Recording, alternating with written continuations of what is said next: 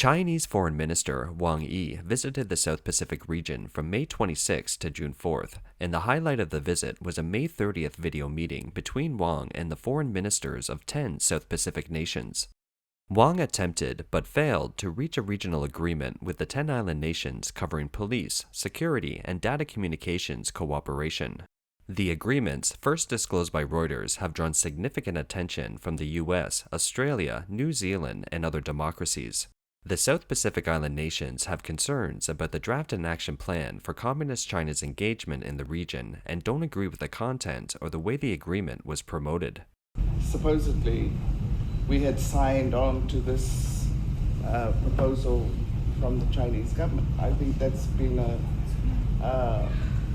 a misrepresentation. So I want to use the press conference just to clarify that. Wang Yi's unprecedented visit to the region prompted the U.S. to recognize the urgency of strengthening its engagement in the region.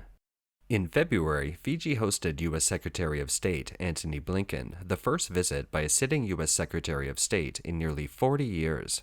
Kurt Campbell, the National Security Council's coordinator for Indo-Pacific Affairs, visited Fiji in April, and Australia's new Foreign Minister, Penny Wong, visited Fiji at the same time as Wong's visit to the Pacific Island nation. Why are Pacific Island countries not happy with China's draft agreements? The two draft agreements, known as China-Pacific Island Countries Common Development Vision, as well as a 5-year action plan, were distributed by Beijing officials to the 10 island countries before Wang Yi's visit. Two key elements of the agreements are that China will provide millions of dollars in aid to the 10 South Pacific countries and establish a free trade area that will give them access to China's market of 1.4 billion people. At the same time, China will train local police officers, participate in cybersecurity and smart customs, expand political ties, conduct sensitive marine mapping, and increase access to natural resources in the 10 South Pacific countries. In a joint press conference with Australian Foreign Minister Penny Wong, the Samoan Prime Minister and Foreign Minister said, to be called in to have that discussion and have an expectation that there would be a comprehensive decision or outcome was something that we could not agree to.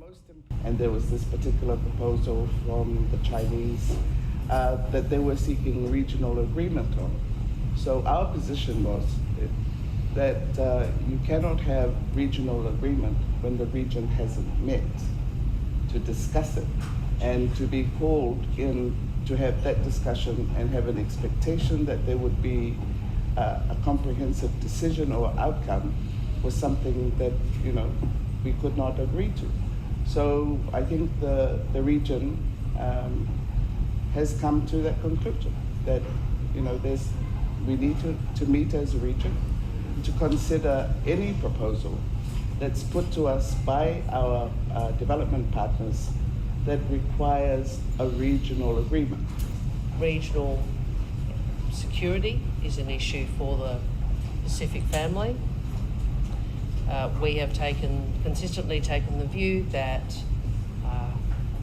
what sovereign nations do, and sovereign nations are sovereign, but ultimately have the potential to affect the nature of the security arrangements and of the region. So having a collective consideration of those matters is important. I think that's a long-winded way of saying I think it was a very wise intervention. On May 20th, the president of the Federated States of Micronesia wrote a letter to 21 Pacific leaders saying his country felt it should reject the pre-established joint communique. This could trigger a new Cold War between the Chinese Communist Party, or CCP, and the West. This move by the CCP is aimed at bringing the Pacific Island nations more into Beijing's orbit. China's proposed plan would bring the South Pacific states closer to Beijing, essentially linking the overall economy and society in the region to Beijing. He noted that Micronesia must avoid giving China the false impression that it can do whatever it wants in the region.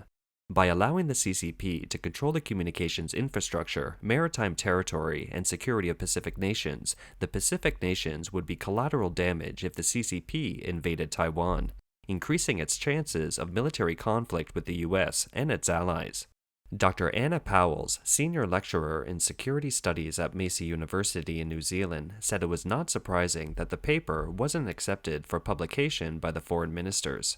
There was a strong sense of unease among Pacific Island leaders about the joint statement, about parts of it, and about China's attempts to secure their agreement to it. It creates a dilemma for the Pacific Island countries, or those countries that have long been in debt to China.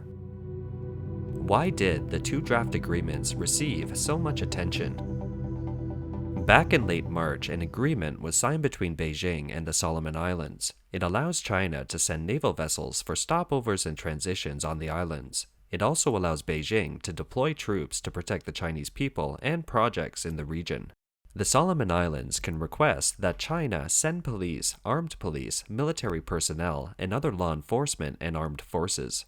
Richard Herr, a professor in Australia, said in an interview with the Voice of America, "The fact that China and the Solomon Islands signed a security cooperation framework at the end of March has put Western democracies on alert because the region has been protected and supported by Western countries such as the US and Australia for a long time since World War II, and has always had the relationship of friendship and mutual trust." The US and Australia believe that the security agreement with China will disrupt regional security and allow China to gain a legitimate military foothold in the region as if it were being invaded by China. In less than 2 months, China has once again reached out to 10 island nations in the region, and the draft agreement that has been released includes sensitive cooperation on policing and security. So naturally, the US and Australia are quite nervous. Lin Ting-hui, Deputy Secretary General of the Taiwanese Society of International Law and a member of the Ocean Commission, said that in addition to the timing, the geographical location of the South Pacific is the fundamental reason for the high level of concern among countries. The agreement was negotiated after the signing of the China-Solomon Islands Security Cooperation Framework Agreement. China wants to expand this model to other states in the Pacific, most of which are located between the second and third island chains, and some believe that the South Pacific Island states are located in the first island chain before Australia and New Zealand, so the geopolitical and strategic position is very important. Why does the US and Australia want to curb CCP influence in the Pacific Island nations? When the US turned its attention to the Middle East in the early 2000s, the CCP seized the situation and stepped up its activities in the Pacific, inducing the Solomon Islands and Kiribati to break diplomatic ties with Taiwan and establish diplomatic relations with Beijing in 2019. In recent years, it has also increased its support for a number of infrastructure projects in the Pacific Islands region. From the perspective of Washington and Canberra, Beijing is strengthening its ties with countries throughout the South Pacific as it seeks to establish a military foothold in the region. This will have an impact on the US and Australian military presence in the South Pacific.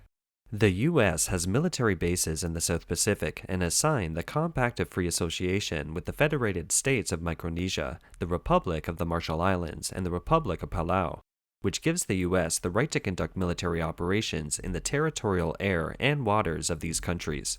Australia operates its own navy in the region and has long maintained defense and security ties with neighboring island governments, including in the areas of peacekeeping and military training.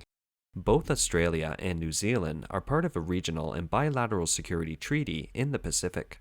In the face of growing CCP expansion, the US, Australia, and New Zealand have scrambled to strengthen their engagement in the Pacific, from Australia's Enhanced Pacific Engagement and New Zealand's Pacific Reset to Washington's 2020 Pacific Pledge. Recently, the US President and the New Zealand Prime Minister issued a joint statement during a meeting at the White House, highlighting concerns about a sustained military presence in the Pacific by a country that does not share our values. At the meeting, President Biden said Washington has no intention of dictating to the region, but rather of working with these countries. "We have more work to do on these Pacific Islands," he said.